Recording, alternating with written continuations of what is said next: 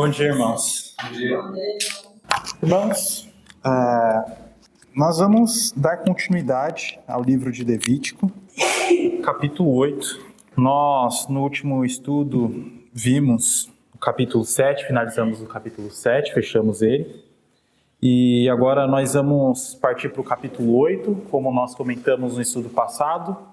Nos capítulos anteriores nós vimos muita teoria, e agora nós vamos ver Arão, os sacerdotes, os seus filhos, começando a praticar as coisas que o Senhor ordenou. Nós vemos muito nesses próximos versos a repetição, como o Senhor ordenou a Moisés. No capítulo 8, no verso 4, fala como o Senhor ordenou a Moisés. Verso 5, verso 9, verso 13, 21. É sempre que eles vão colocar em prática algo que o Senhor ordenou, é interessante porque Moisés ele deixa claro, olha, isso está sendo efetuado como o Senhor ordenou. Isso é muito bonito de se observar porque mostra, primeiramente, o cuidado com as coisas de Deus. O cuidado de lidar com as coisas de Deus, não como eles queriam, como eles achavam melhor, mas sim como o Senhor havia ordenado. Porque Deus passou inúmeros detalhes para eles. E agora é o momento de praticar o que o Senhor realizou. É como nós. Nós estamos aqui na igreja, nós colhemos ensinamentos e no decorrer da semana nós temos a oportunidade de colocar em prática os ensinamentos que nós vimos aqui. Então, muitas vezes ensinamentos que parecem ser teóricos, mas existem ligação com a prática. As escrituras elas são muito práticas, por mais que existem aspectos teóricos. Tudo acaba levando a uma transformação na nossa vida. Então, é muito bonito ver aqui essa preocupação de realizar como o Senhor ordenou. E sempre honrando ao Senhor. Então, diante disso, nós fizemos a leitura do verso 1 ao 12. Eu quero fazer a leitura rápida com os irmãos desses versos para nós relembrarmos. Capítulo 8 de Levítico, versos de 1 a 12. Diz o seguinte: Disse mais o Senhor a Moisés: Toma Arão e seus filhos, e as vestes e o óleo da unção, como também o novilho da oferta pelo pecado, e os 2 carneiros, e o cesto dos pães asmos, e ajunta toda a congregação à porta da tenda da congregação. Fez, pois, Moisés, como o Senhor lhe ordenara. E a congregação se ajuntou à porta da tenda da congregação. Então, Moisés disse à congregação: Isto é o que o Senhor ordenou que se fizesse. E fez chegar a Arão e aos seus filhos, e os lavou com água.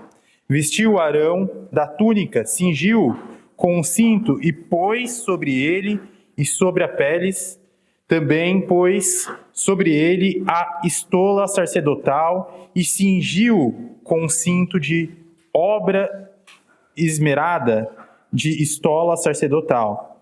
E ajustou com ele, depois lhe colocou o peitoral, pondo no peitoral o urim e o tumim, e lhe pôs a mitra na cabeça, e na mitra, na sua parte dianteira, pôs a lâmina de ouro, a coroa sagrada, como o Senhor ordenara a Moisés. Então Moisés tomou o óleo da unção e ungiu o tabernáculo e tudo o que havia nele, e o consagrou.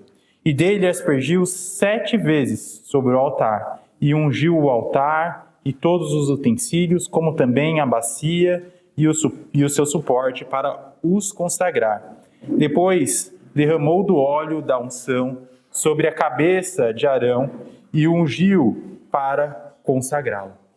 Aqui nós vemos muito uma linguagem que é difícil de nós identificarmos os materiais que compõem a veste sacerdotal. São materiais que nos nossos dias atuais nós não vemos. Mas eram materiais muito peculiares porque foi escolhido a dedo. Deus selecionou o que deveria compor aquelas vestes sacerdotais. Então, quando nós olhamos aqui, eles estão pegando essa veste, a veste que nós vemos lá no livro de Êxodo, que Deus traz como deveria ser aquela veste, e agora eles colocam essa veste. Mas antes de eles colocarem a veste, existe uma preparação, existe a purificação. Então, eles são lavados, passam por essa lavagem de água, e é muito interessante porque nós sabemos que existe a necessidade do banho para a pessoa ficar limpa. Então, aquela veste já estava ali pronta, guardada, esperando o momento para ser utilizada. E agora, com ela feita, o que é necessário primeiro? Sacerdotes se lavem, se purifiquem, e aí agora vocês podem, depois de se purificar, vestir a roupa sacerdotal. Após eles realizarem essa cerimônia do banho, da lavagem de Arão e seus filhos, algo que prefigura a purificação, que nós vemos também através de Cristo, que nós somos lavados por Ele. E nós somos o quê? É dito em Gálatas que nós somos revestidos por Cristo. Então, nós passamos, é muito interessante porque Jesus Cristo, Ele traz vários símbolos em si próprio. Nós vemos muitos símbolos em Levítico, muitos símbolos no Antigo Testamento. E boa parte desses símbolos se cumpre em uma única pessoa, Jesus Cristo. Quando nós olhamos a questão da unção, por exemplo, nós sabemos que a unção ela era realizada diante de reis. Davi foi ungido como rei. Nós vemos profetas sendo ungidos também. E nós vemos sacerdotes sendo ungidos. Nós sabemos que nós temos Jesus Cristo como rei, como sacerdote, Hebreus fala muito disso, e como profeta, porque ele falava o que ele recebia do Pai. Então, Jesus Cristo, ele cumpre esses 3 papéis. E assim também, nós somos ungidos do Senhor. Mas somos ungidos não da forma como nós vemos aqui no Antigo Testamento, com óleo que é derramado. E é muito interessante o significado de unção, que é a consagração. O que é a consagração? É a dedicação. Aquilo que era ungido pelo óleo era consagrado, era dedicado somente para o Senhor. E é muito interessante quando nós vemos a linguagem de Levítico aqui, a unção a coisas que são inanimadas. Coisas que não contêm vida. Nós vemos coisas aqui do tabernáculo sendo ungido, mas, bom, a mesa lá do tabernáculo, por que ela é ungida? Ela não tem vida, mas é para mostrar, trazer, eu acredito que Deus queira trazer à mente, olha, o que tem aqui tem que ser utilizado somente para o Senhor. Existe um uso exclusivo. Esse uso exclusivo é dedicado ao Senhor. Então, não é no sentido que aquilo vai criar vida e vai fazer alguma coisa para o Senhor, não. Mas no sentido de que aquilo realmente está sendo consagrado, está sendo dedicado ao Senhor. E quando nós olhamos para a nossa vida particular, quando vamos olhar para 1 João, capítulo 2, verso 20, eu queria convidar os irmãos a abrir lá em 1 João, capítulo 2, verso 20, diz o seguinte, 1 João 2, 20. E vós possuís unção que vem do Santo, e todos tendes conhecimento. Quando olhamos para o verso 27 também, irmãos, do capítulo 2 ainda de 1 João. Quanto a vós outros, a unção que dele recebestes permanece em vós, e não tendes necessidade de que alguém vos ensine, mas como a sua unção vos ensina a respeito de todas as coisas, e é verdadeira e não falsa, permanecei nele, como também ela vos ensinou. Aqui nós vemos que a unção que nós recebemos agora, na nossa nova aliança que nós temos com Jesus Cristo, é uma unção de consagração por meio do Espírito Santo, não mais uma unção com óleo literal, físico, como infelizmente nós vemos muito ainda. de denominações que ainda realizam a unção por meio de óleo, mas nós vemos aqui em 1 João que agora nós somos ungidos pelo Espírito. O que quer dizer isso? Que por meio do Espírito nós vivemos de forma dedicada ao Senhor. A nossa vida está entregue ao Senhor. Como nós estávamos estudando o livro de Romanos ontem. Nós morremos para nós próprios. E agora nós nascemos em novidade de vida, vivendo com Cristo, para Cristo. Então, é nesse sentido agora que nós vivemos essa unção. Agora nós somos ungidos pelo Espírito do Senhor. Diante de tudo isso, irmãos, é claro, existe a passagem de Tiago capítulo 5, versos de 13 a 15. Acho que é até interessante a gente abrir isso, irmãos. Eu acho que é importante a gente não pular passagens quando se trata de um assunto, porque nem tudo é simples nas Escrituras, né? Tiago capítulo 5, versos de 13 a 15. Tiago capítulo 5, versos de 13 a 15. Quando nós pegamos o contexto do 13 ao 15, talvez fique um pouco mais fácil, mas ainda não é fácil. Tiago capítulo 5, versos de 13 a 15. Está alguém entre vós sofrendo? Faça oração. Está alguém alegre? Cante louvores. Está alguém entre vós doente? Chame os presbíteros da igreja, e estes façam oração sobre ele, ungindo-o com óleo em nome do Senhor. E a oração da fé salvará o enfermo, e o Senhor o levantará, e se houver cometido pecados, ser-lhes-ão perdoados. Aqui é muito interessante que fala sobre a unção, e fala de uma unção com o quê? Com óleo em nome do Senhor. E aqui é claro que nós vemos sendo dito a questão do óleo, não está falando mais no sentido do Espírito, como nós vemos em 1 João. Aqui eu acredito, irmãos, e respeito irmãos que pensam de outra forma, com relação a esse contexto aqui, de orar pela cura de doentes e assim por diante. Aqui existe claramente a questão da unção com óleo. Acredito que esteja falando sobre a oração, que quando a pessoa ora, ela está orando, se dedicando, olhando para o aspecto geral dessa questão da unção, se dedicando para a cura daquela pessoa, buscando isso em nome do Senhor. Não acredito que seja necessário utilizar o óleo de forma literal, derramar o óleo para que essa pessoa seja curada. E aí, entrando em outro ponto sobre essa questão da unção, para facilitar também o nosso entendimento, é quando nós olhamos para Isaías capítulo 61, verso 1, irmãos. Isaías capítulo 61, verso 1. Essa questão do Espírito, da presença do Espírito, nós vemos que a unção muitas vezes era utilizada para mostrar a presença do Espírito.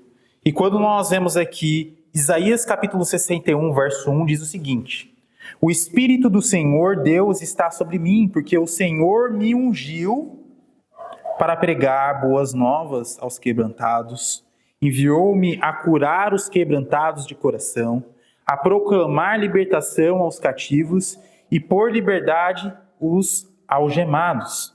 Aqui nós vemos que o óleo da unção é derramado também voltando para Levítico. Acho que essa passagem de Isaías ficou bem claro a questão da dedicação, que a unção ela simbolizava a presença do Espírito de Deus ali. E agora nós temos o cumprimento disso muito claro quando nós vemos a luz do Novo Testamento, mostrando que a presença do Espírito Santo nas nossas vidas simboliza essa unção que nós vemos no Antigo Testamento. E nós vemos agora, voltando a Levítico, a unção sobre o tabernáculo e sobre Arão. O gesto une um espaço, né, entre pessoas e os utensílios que eram utilizados para a adoração ao Senhor. O sacerdote e o santuário são as dimensões ali que fazem parte do tabernáculo da adoração do Senhor, e quando se fala da adoração do Senhor, deve ser uma adoração dedicada, consagrada. E Isso nos ensina que sempre que nós estamos adorando ao Senhor, nós devemos fazer essa adoração não de forma dispersa. A linguagem aqui é muito diferente disso. É uma linguagem de dedicação, uma linguagem de exclusividade, de levar os nossos pensamentos. Nós vemos isso muito quando é dito sobre a ceia, de nós fazermos em memória do Senhor, então levar os nossos pensamentos ao Senhor.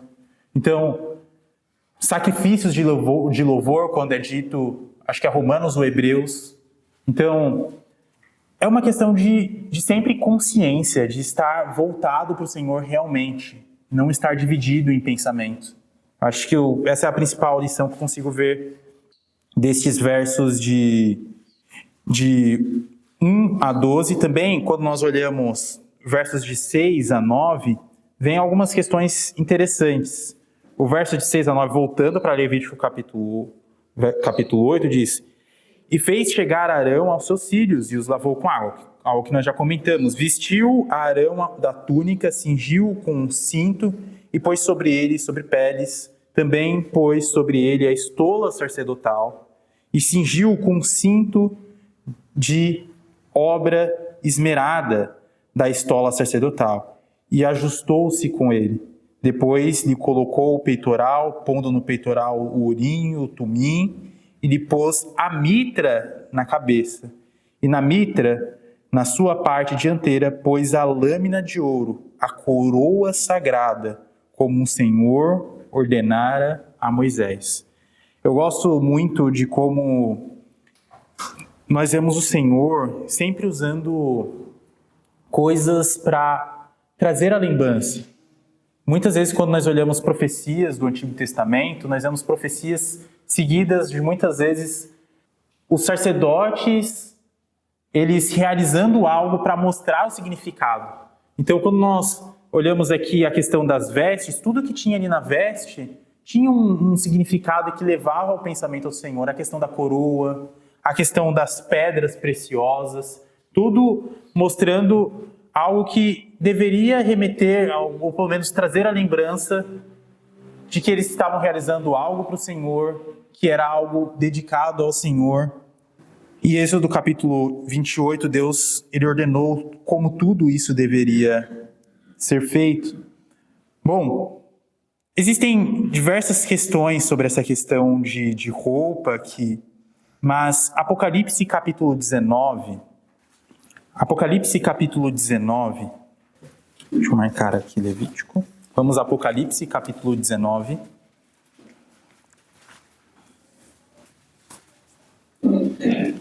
Apocalipse capítulo 19, verso 8, irmãos. Irmão Everton, poderia fazer a leitura para a gente? Apocalipse 19, verso 8? 19, verso 8. Isso. Pois foi-lhe dado vestir-se de linho finíssimo, resplandecente e puro, porque o linho finíssimo são os atos de justiça dos santos. Muito obrigado, irmão. Então, olha que bonito aqui, irmãos. Nós vemos na roupa sacerdotal o vinho, o linho, perdão. E esse linho, ele traz o significado do quê? De pureza, simbolizando o ato de justiça. Então, quando eles vestiam aquilo, era para mostrar a pureza que eles deveriam remeter, deveriam trazer lembrança do que o Senhor ensinou a eles, a justiça que o Senhor ensinou a eles.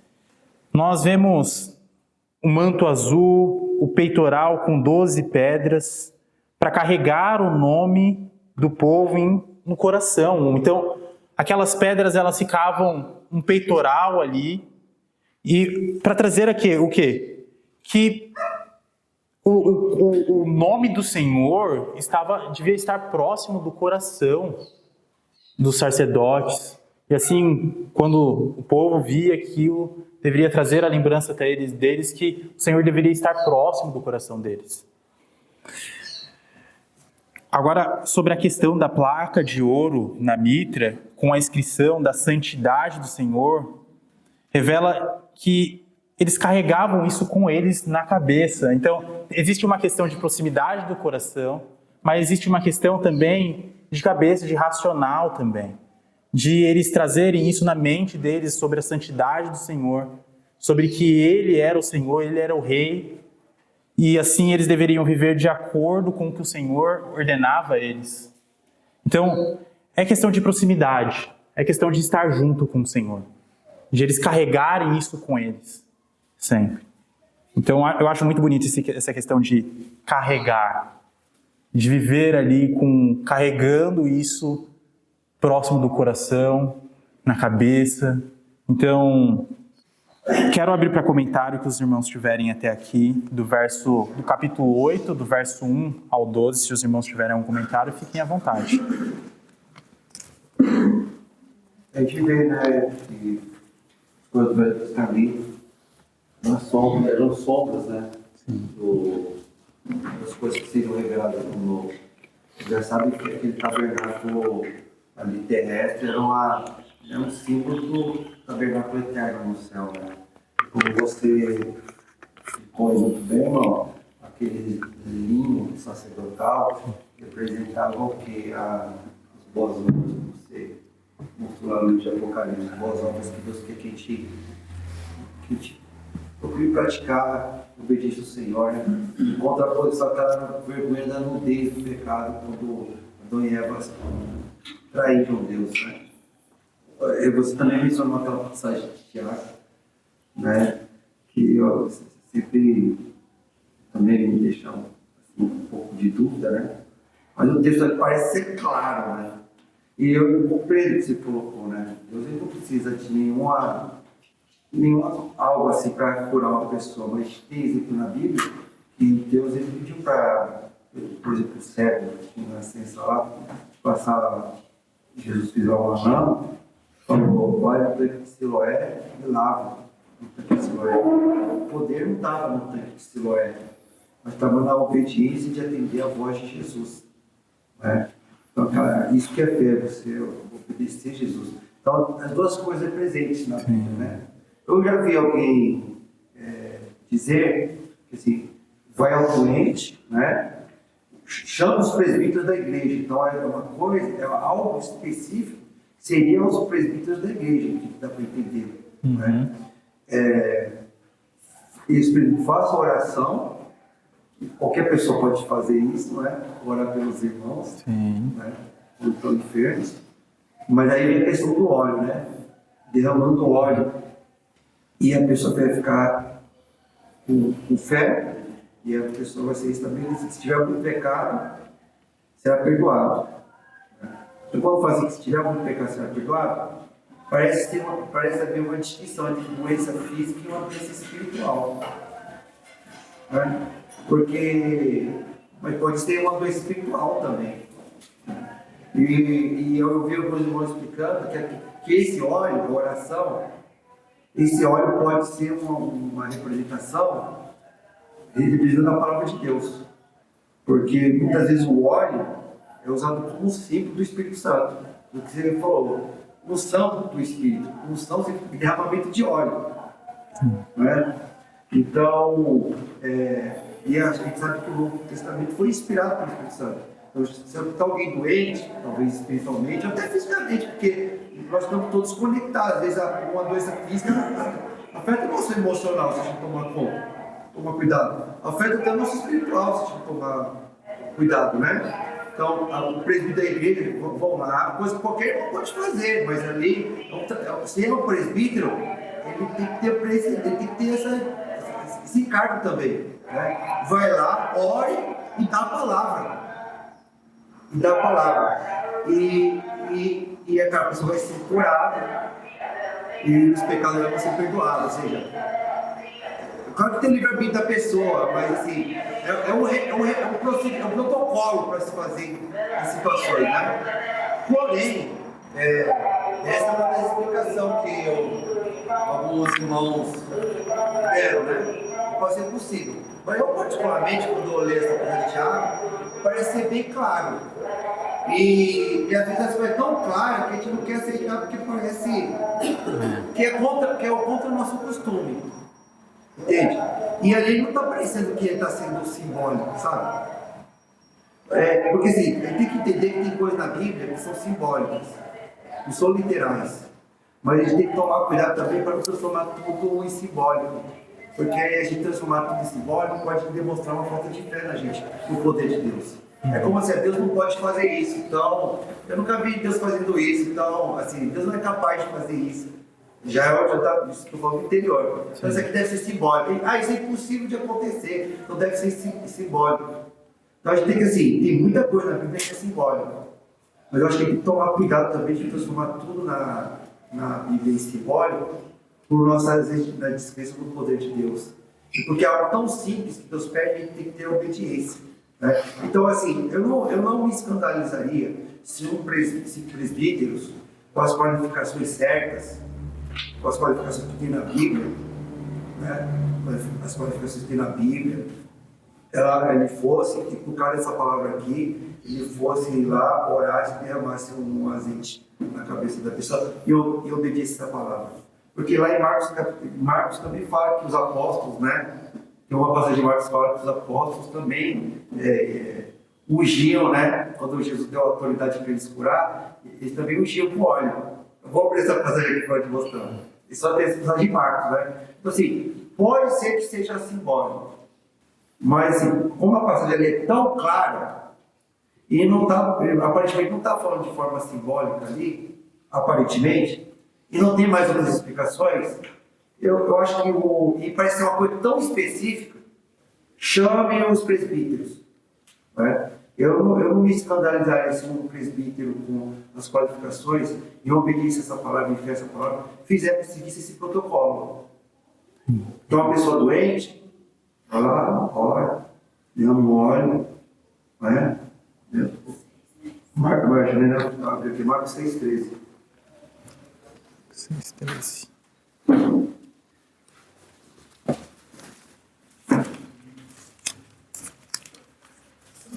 Marcos 6,13. Marcos 6,13.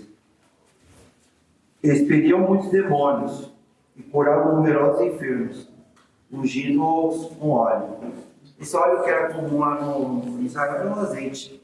Não é aquele óleo do tempo, que tinha uma composição bem restrita. Deus falou, quem repetisse aquela composição seria morto. Aquilo não podia ser reproduzido por alguém que não fosse sacerdote. Eu acho pecado também alguém tentar pegar aquele óleo lá da composição da Bíblia, lá do tempo, e fazer uma composição. Eu acho que no mundo evangélico acontece isso. Jesus fala, quem tentar fazer essa composição de óleo fora do tempo, ali pelo sacerdote levítico, seria morto. Né? Mas em Israel, o óleo comum era o azeite. Muitas vezes a Bíblia usa o azeite como um símbolo para o Espírito Santo. Né? Então, assim, eu acho que você entendeu o meu ponto. Né? Sabe qual é o meu medo? Eu ser tão racional ao ponto de limitar o poder de Deus. E o poder não está no óleo. Como o poder não estava no Rio Jordão lá 7 vezes. Sabe? O poder estava na obediência. Então, se Deus colocou um protocolo ali para os presbíteros, que se a pessoa estiver doente, faça isso, e aparentemente não tem ali o que parece ser algo simbólico, eu tenho que obedecer aquele protocolo, por mais que me pareça, sabe, simples demais ou irracional, porque é a obediência. Entendeu? Então, assim, é o meu ponto de vista, entendeu, irmão? Sim, perfeito. E o livro de Tiago, ele, diferente de outros livros, que nem Apocalipse, que traz uma linguagem simbólica, Tiago não traz, né? Então, acaba evidenciando o ponto que tu trouxe, né? De trazer uma literalidade mesmo do que está sendo dito. Faz sentido mesmo. Tem alguns pontos que ele usa metáforas, tem outros que ele usa analogias, mas você vê que ele está usando esse recurso. Agora, não, ele parece que está dando um protocolo mesmo. Mas também eu não comparei um presbítero que entendesse que esse óleo ali é o quê? É a palavra. Eu acho que as coisas não são excludentes, entendeu? Eu acho que quando o irmão vai lá orar por um doente, ele vai levar uma palavra de consolação também. Mas eu não comparei um presbítero que derramasse o azeite e orasse por aquela pessoa ali, porque está colocando uma especificidade ali. Chama os presbíteros da igreja. Perfeito. Bem colocado, irmão. Muito obrigado. Mais algum comentário? Felipe, a Sim. família de Arão aqui, que está sendo, né? É muito interessante que ao longo da Bíblia você vê que ela tem nuances muito importantes, né? Atuações diversas, que eu não vou entrar em detalhes agora, mas analisando ao longo da Bíblia, até no Novo Testamento, né? Descendentes de Arão tem uma manifestação específica de Deus na sua vida em prol do bem, em prol de Deus. Muito bem. Também. Sim, muito bem lembrado, irmão. Mais algum comentário? Se não houver, então nós escolhemos alguns ensinamentos desses versos, né? Nós vemos que essas vestes, elas apontam para a santidade que o povo deveria carregar consigo. Eles deveriam carregar isso através das ordenanças que Deus havia manifestado a eles. Nós vimos que existe, em 1 Pedro, capítulo 2, verso 9, fala sobre a questão de nós agora sermos sacerdócio real. E assim nós também devemos, assim como os sacerdotes ali, como o irmão comentou, ali Arão e assim por diante, nós temos a responsabilidade de carregar essa santidade que o Senhor nos ordena na nossa vida. Essa pureza como o linho que foi comentado. Também temos a responsabilidade de nos revestirmos de Cristo, de nos revestirmos das virtudes que Cristo nos traz, da justiça que o Senhor nos revela. Então, essa responsabilidade, ela continua. Como o irmão apontou, nós vemos uma sombra, mas algo que se cumpre em Jesus Cristo e algo que permanece em princípio. Princípio de continuar olhando para as ordenanças de Deus e carregando essas ordenanças conosco. Agora, continuando do verso 13 até o 30 do capítulo 8, é um texto um pouco maior. Levítico capítulo 8, versos de 13 a 30, traz o seguinte, irmãos. Levítico 8, versos de 13 a 30. Obrigado pelos comentários, irmãos. Obrigado pelos comentários. Diz o seguinte: também Moisés fez chegar os filhos de Arão, e vestiu-lhes as túnicas, e cingiu com cinto, e atou-lhes as tiaras, como o Senhor lhes ordenara. Então, fez chegar o novilho da oferta pelo pecado, e Arão e seus filhos puseram as mãos sobre a cabeça do novilho da oferta pelo pecado. E Moisés o imolou e tomou o sangue e dele pôs com o dedo sobre os chifres do altar em redor e purificou o altar. Depois derramou o resto do sangue à base do altar e o consagrou para fazer expiação por ele. Depois tomou toda a gordura que está sobre as entranhas e o redenho do fígado e 2 rins e a sua gordura, e Moisés os queimou sobre o altar. Mas o novilho com o seu couro e a sua carne e o seu excremento queimou fora do arraial, como o Senhor ordenara a Moisés. Olha que interessante, só parar aqui, irmãos. Nós podemos ver aqui um nível de detalhes muito grande. Nós estamos vendo até então a questão de queimar os animais, mas se fosse alguém que não se atentasse aos detalhes do que o Senhor estava trazendo, queimaria o animal por inteiro. Mas eles estavam realmente atentos ao que o Senhor estava dizendo. E nós vimos algumas passagens que falavam que a pele deveria ser separada, que o excremento deveria ser separado. E nós vemos isso sendo realizado no detalhe. Porque se fosse só passar o olho, ou só ouvir e pegar, isso daqui de forma geral isso daqui, eu vou queimar um animal aqui, porque o Senhor ordenou que queimasse o animal, mas o Senhor passou inúmeros detalhes.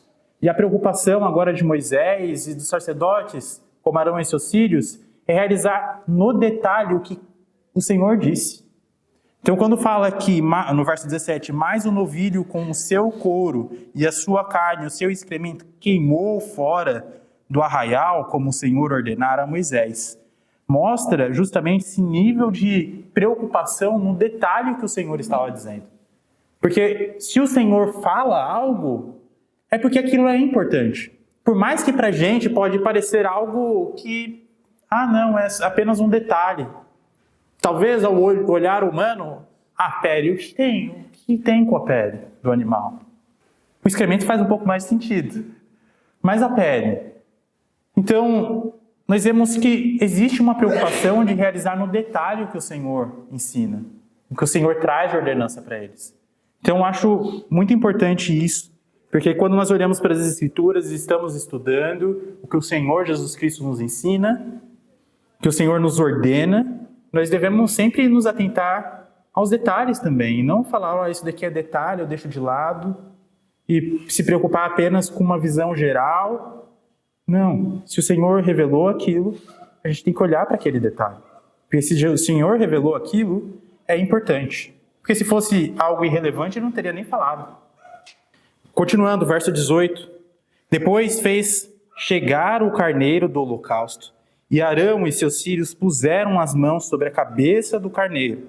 E Moisés o imolou e o aspergiu o sangue sobre o altar em redor.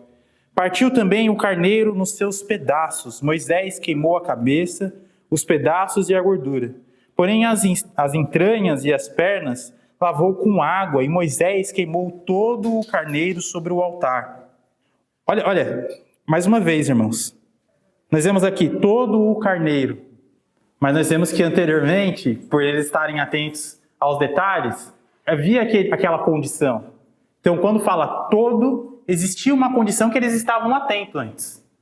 Então, é algo que nos chama a atenção, que tem que acender uma luzinha na nossa cabeça de, não, todo é todo, mas existe algo no contexto do que o Senhor revelou, que existe alguma condição sobre esse todo?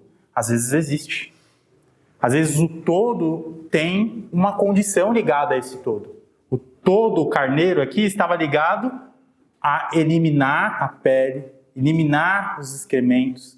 Então, o todo tinha sim uma condição. Então, outro ponto, vamos continuar a leitura. Agora eu me perdi. Todo o carneiro, 21, obrigado, irmão. Porém, as entranhas e as pernas lavou com água, e Moisés queimou todo o carneiro. Sobre o altar, holocausto de aroma agradável, oferta queimada, era ao Senhor, como o Senhor ordenara a Moisés. Verso 22. Então fez chegar o outro carneiro, o carneiro da consagração, e Arão e seus filhos puseram as mãos sobre a cabeça do carneiro, e Moisés imolou e tomou do seu sangue, tomou do seu sangue, e pôs sobre a ponta da orelha direita de Arão, sobre o polegar da sua mão direita, sobre o polegar do seu pé direito. Também fez chegar os filhos de Arão, pôs daquele sangue sobre a ponta da orelha direita deles, sobre o polegar da mão direita, sobre o polegar do pé direito, e o aspergiu Moisés o rosto do sangue sobre o altar em redor. Tomou a gordura e a cauda e toda a gordura que está nas entranhas e o redenho do fígado e ambos os rins e a sua gordura e a coxa direita.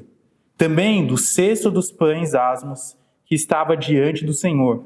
Tomou um bolo asmo, um bolo de pão azeitado e uma obreira, e pôs sobre a gordura e sobre a coxa direita. E tudo isso pôs das mãos de Arão e seus filhos, e o moveu por oferta movida perante o Senhor. Depois, Moisés tomou das suas mãos e o queimou no altar sobre o holocausto. Era uma oferta da consagração, por aroma agradável, oferta queimada ao Senhor. Verso 29. Tomou Moisés o peito e moveu-o por oferta movida perante o Senhor. Era a porção que tocava a Moisés do carneiro da consagração, como o Senhor lhe ordenara. Tomou Moisés também o óleo da unção e do sangue que estava sobre o altar, e o aspergiu sobre Arão e suas vestes, bem como sobre os filhos de Arão e suas vestes, e consagrou Arão e as suas vestes, e a seus filhos, e as vestes de seus filhos. Aqui nós vemos 3 tipos de sacrifícios. que acabam trazendo alguns ensinamentos sobre a questão da santificação, do processo de se tornar santo.